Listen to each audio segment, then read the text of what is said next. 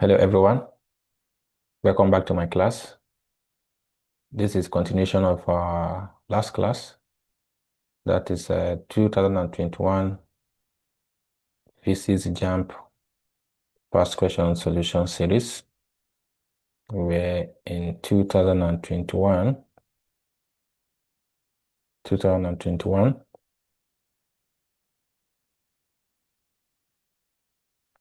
So we stop at question 10. So we're going to continue from question 11 today. So question 11 says, the tire pressure of a car was found to be 150 centimeter mercury in the morning at a temperature of 27 degrees Celsius. Hard driving in the afternoon raised the temperature of the tire to 57 degrees Celsius.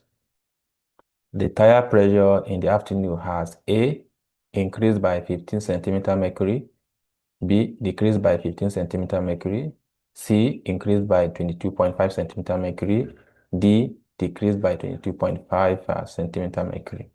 So in exam settings, when you see pressure and you are seeing temperature, what should come to your mind is Charles' law, which says that the pressure of a given mass of gas is directly proportional to the temperature in Kelvin.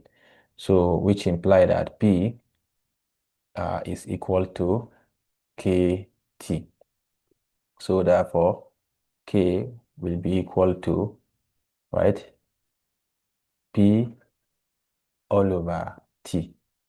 So K is constant. For the first condition, we have K1, which will be equal to P1 all over T1. And the second condition of the gas or the gas pressure, right, will be equal to P2 over T2. So we assume that the constants are equal. So K1 must be equal to K2. K1 will be equal to K2. So I have K1 equal to K2. And so doing, what is my K1? P1 all over T1 equal to P2 over T2. So in exam setting, this is only what you need. This is the question, this is the formula that you need, nothing more than this. This is the formula that you need in exam settings. P1 over T1 equal to P2 over T2. So from what we have been given here, our P1 is equal to this initial condition. P1 is 150 centimeter mercury, and T1 is equal to 27 degrees Celsius. In gas calculation, we always convert to Kelvin. So that is plus 273 to give us a 300 Kelvin. And the next thing is temperature, which is T2.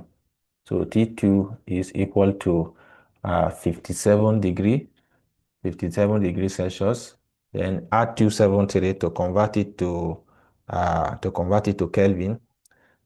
57 plus 273 gives us a 330 Kelvin. 330 Kelvin. So the next thing is to now apply our formula, which is P1. What is our P1? P1 is 150 all over T1, which is 300, equal to P2, that is what we are looking for, all over T2, which is 330. I hope that is clear. So making P2 subject to the formula, we have P2 is equal to, by the time you cross multiply, you have 150 multiplied by 330, all divided by 300. So when you do that, you should have your final answer to be, when you do that, yeah, when you do that, what is 150 multiplied by 150 multiplied by 330? That gives us 49. That gives us 49,500 all over 300. 100. So that should give us final answer to be 165. So P2 is equal to 165 centimeter mercury. So now let us look if there's an increase. Here is our P1 is 150 and P2 is 165. There's an increase. So how do we get the increase? The increase is a difference between the P2 and what? And P1. That is 165 minus 150. That will give us a 15 centimeter of mercury. So we can now say that there's an increase. The pressure increased by what? By 15 centimeter mercury in the afternoon. I hope this is understood. So that is about question what? Question 11. So question 12 says, a boiler of resistance 20 ohms is used to change the temperature of 2 kg of water from 15 degrees Celsius to 75 degrees Celsius. How long will it take the boiler if the supplied current is 6 amp, taking specific capacity of water to be 4,200 joule per kilogram per Kelvin? When something like this come in exam, we are seeing either ohms, we are seeing resistor, either we are seeing power, we are seeing current. You should be able to know that this is under electrical method of determining the specific capacity of certain material. Is that clear? So in that case, all that should come to your mind is that heat is gained by water and heat is lost by what? By the heating element. So at thermal equilibrium, heat gained by water is MC, change in what? Change in theta will be equal to heat gained by the heating element, which is power multiplied by time. So power multiplied by time. Is that clear? But what we are giving here, we are giving that resistance is 20 ohms, right? And the mass of water is what? Is 2 kilogram. I think electrical method of determining the capacity of so liquid, something like that. Yeah, I think it's liquid. So now the initial temperature, theta 1, is 15 degrees Celsius. And the final temperature, theta 2, is what? 75 degrees Celsius. So you can calculate your change in theta now, which will be 75 minus 15. That will give us a 60 degrees Celsius. Quickly, that one is gone. So also, we're given that the current supplied I is equal to 6 amp. Then we are given the specific capacity of water C to be equal to 4,200 joule per kilogram, right, per Kelvin, right? So this is what we're given. So there's nowhere we're given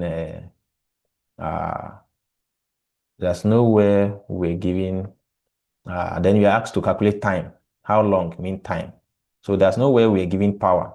But if you know, if I've worked with calculation in electrical power, energy and power, you see that we have three relationships that has to do with power. We have one say that P equal to IV, and the next one is that P is equal to I squared R, and the next one is that P is equal to V squared all over R. So if you know this, then you'll be able to write P in terms of what? Any of these parameters. So far, what we are given, we have R and we have what? I. We can now say that we can write P in terms of I square R. Is that clear? So when you have determined this, you now plug that into the formula so that here our formula become MC change in theta equal to, anywhere I see P as power, I'll use what? I square R then multiply by T. Now I can decide to plug in my value or make this subject of the formula. By making this subject of the formula, I'll divide both sides by R square R, I square R rather, I squared R, so that T will now be equal to MC change in theta all over I squared R. So from here, I'll plug in the value of M, which is 2, multiplied by specific capacity, which is 4,200, multiplied by 60, all divided by I is what? 6. That is 6 squared, multiplied by the resistance, which is 20 ohms. So we can simplify it further to have this. We can say this one cancel this one, the 0 cancel 0 there. Then these two go with these two. We can do that, right? So we'll be left with what? 4,200 multiplied by 6, all divided by 6 multiplied by 6. So 6 will go with this. So I can say that T will be equal to 4,200 all divided by what? By 6. So 4,200 divided by 6. If you press your calculator, you can still reduce it further if you don't have calculator at your disposal. So, but here we can quickly say that T, by the time we press your calculator, T is equal to when I say 4,200 divided by 6, that should give us 700. So 700 seconds, right? 700 seconds. So, but our options are in what? Minute and second. So remember that remember that 1 minute, right, is equivalent to what? 60 seconds. So for us to divide this into to convert this on into minute, then you have to divide both sides by 60, so that T will now be equal to 700 all divided by what? 60. So 700 divided by 60 will give us 11 point. This is what we are going to have. We have 11 point 0.67, something like this, or you can just say it's equal to 11.67. So this can be called as 11 minute 0.67 minute. So you have to write it in terms of minute and second. This can be also be written as 11 minute plus 0.67 minutes, right? So that our T now be equal to 11 minutes. Then convert the fractional part of it to second. How do we convert it to second? Multiplied by 60. So that I have 0.67 multiplied by 60. That will give us 40.2, which we can write as what? 40 seconds. So we have 11 minutes, 40 seconds. So that is option C. I hope this is understood. So the correct answer here is option C, 11 minutes, 40 seconds. So that's about question 12. Question 13. Question 13 says, two bodies of the same mass experience a force of attraction of this amount when placed at a distance of 100 centimeters in a gravitational field. Determine their mass, given that G is this and that, right? Is this amount. So if you know and you read your book, prepare for this exam very well, you should know that this is under gravitational field, right? Okay. So since the two bodies are body 1, M1, they say of the same mass is equal to what? Body 2, M2 equal to M. So meaning that anywhere I see M1, I can put M. Anywhere I see M2, I can put M in the formula. Is that clear? And that the force of attraction between these two bodies is 2.82 times 10 raised to the power minus 7 Newton. Is that correct? Cool. Then you're given that the distance R is 100 centimeter. I do tell my student that except otherwise stated, always convert from centimeter to meter. In that case, you're going to have divide both sides by what? By 100, so that it will become 1 meter. Good. And G, the universal gravitational constant, is given to be 6.67 times 10 raised to the power minus 11 Newton meter squared per kilogram squared. Then what are we looking for? Determine their mass. We are looking for the mass. So this is what we are looking for. So the next thing is that you recall the relationship that force of attraction is equal to G M1 M2 all over R squared. So substituting the value here, our F is 2.8 exponential minus 7 equal to G, which is a 6.67 exponential minus 11. Then multiply by M1 is M.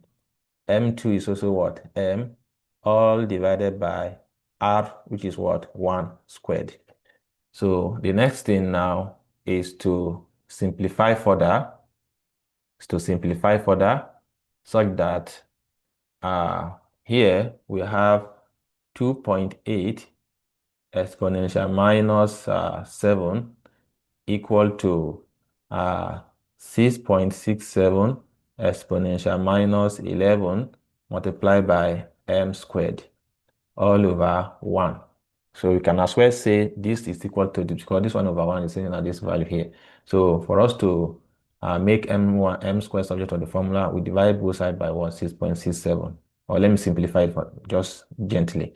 This is multiplied by 6.67 times 10 raised to the power minus 11 is equal to 2.8, right? 2.82, please. 2.82 multiplied by 10 raised to the power minus 7. So to have m squared, divide both sides by 6.67 exponential minus 11. This 6.67 exponential minus 11. So this will cancel this. We have m squared equal to 2.82 exponential minus 7 all over 6.67 exponential minus 11. So you have m squared. When you divide the two, you have 2.82 exponential minus 7. Then you divide it by 6.67 exponential minus 11. That should give, sorry, please. That should give the value to be 4227.8. 4227.89, something like this, so that m will now be equal to the square root of 4227.89. Then that will give us, find the square root of the answer, that should give us a 65.02, approximately 65 kilogram. So M1 is 65, M2 is 65. I hope this is understood. So this is how to handle this type of question, either in theory or in objective. So that is option A. Moving on to the next question, which is question 14. Say, which of the following statement is not correct? A, kaleidoscope works on the principle of inclination of mirror. Kaleidoscope is a kind of optical instrument that also makes use of what inclination of a mirror for pattern production and color pattern, yes. And Roman figure 2, galvanometer work on the principle of rotation of mirror. It's also a kind of optical instrument that work on the principle of rotation. Terry says that parabolic mirror will be free from spherical aberration. Spherical aberration occur due to the fact that the reflected ray from the spherical mirror does not pass through the principal focus, and that aberration is corrected using a parabolic mirror. So it is free from what? Spherical aberration. So all the option 1, 2, and 3 are correct. So 1 and 2, say which of the following is not correct? 1 and 2 is correct, 1 and 3 is correct, all of the above are correct. So none of the above is the correct answer. None of the above is correct. So that's about question 14. Then question 15 says, when a negatively charged rod is brought near the cap of a negatively charged gold leaf electroscope, the leaf will A, collapse, B, diverge, C, become positively charged, D, negatively charged. Since negatively charged rod is brought near already negatively charged cap of electroscope, it will diverge more, right? It will repel and draw most of the electron down to the leaves and cause the leaves to what? To diverge more. That is option B. Question 16 said, which of the following consists entirely of a vector quantity? So velocity is a vector, magnetic flux is a vector, reaction is also a vector. So that is the correct answer. If you look at other option, tension is a vector, magnetic flux is a vector, but mass is a scalar. The next one, displacement is a vector, impulse is a vector, but power is scalar. And here, work is a scalar, pressure is a scalar, moment is a vector. So the one that contains entirely vector is option A. The next one is question this said a current of 2.4 amp flowing through a wire of length 60 centimeter in a magnet in a field of 0.1 Tesla. The maximum force experienced by the wire is this. The maximum force experienced by a wire in this such condition, this is under electromagnetic induction, I think. So the force is equal to BIL. Exactly. So here now, our B is given to be 0.1 Tesla. That is field induction, magnetic field induction, right? Or flux density. So it's 0.1 multiplied by the current is given to be 2.4. Then multiplied by what? The length of the wire, which is 60 centimeter. When you convert it to meter, that will be 0.6. So when you multiply this together, that should give us a 0.144 Newton. Please take note of this formula. That's another one that F is equal to QVB sine theta. So the same application we're going to use when it comes to this particular formula. So that's about question 17. Question, that is option A. Question 17 say, 18 says, which of these is a second order lever, right? Second order lever. Second order lever is when the load is between the fulcrum and the effort. That is second order lever. And that apply to what? That apply to wheelbarrow. Exactly. For other lever like a scissors or plier, when the fulcrum is between the load and the effort, right? So that's about also plier and scissors, yes. That's about question 18. Question 19 says a wave is represented by the equation of this when x and y, where x and y are in centimeter and t in second. So the velocity of the wave, you're looking for the velocity of the wave. You're given that y, this is the equation given, y equal to 0.2 sine, open first bracket, 0.4 pi, is that correct?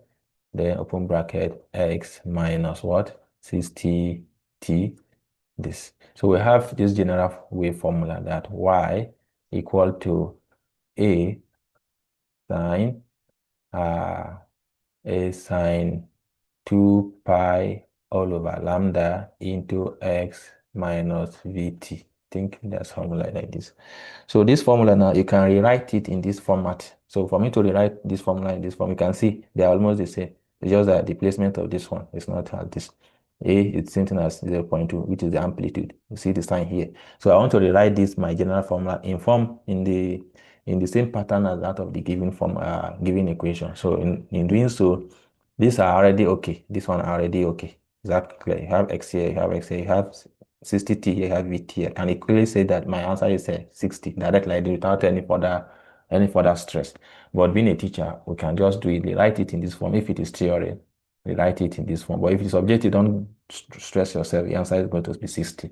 So here, to rewrite that, I'll just write my general equation as y equal to a sine, open the first bracket, just the way this one is. Then you put this constant here, which is 2 pi over lambda, which will be the same as 0.4 pi. Then open the bracket, x minus what? Vt, as simple as this. Exactly, as simple as this. So therefore, equating them, we are comparing them. This is equivalent to this, this to this, this to this, this to this, and all that. So we can say that from the equation, Vt is equal to what? 60t. T can cancel, so that V will be equal to what? 60 centimeter per centimeters, right? So that's about centimeter per second, right? So that's about question 19.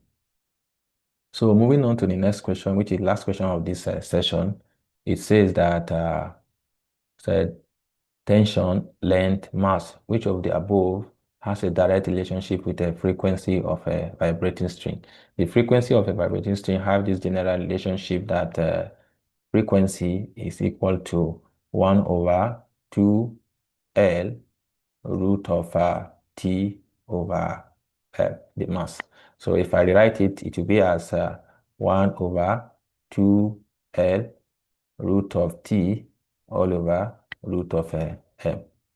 Further, this thing will be like root of T all over 2L root of M.